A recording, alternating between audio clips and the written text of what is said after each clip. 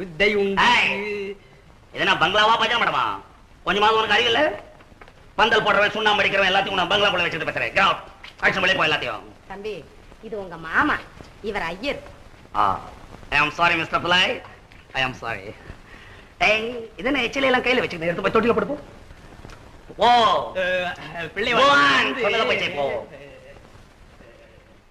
Mister பிள்ளை, நான் என்னமோ சத்தம் போட்டு சொன்னேன்னு ஒன்றும் ஃபீல் பண்ணாத மிஸ்டர் பிள்ளை. உன்னை மேரேஜ் டைம்ல மீட் பண்ணேன்.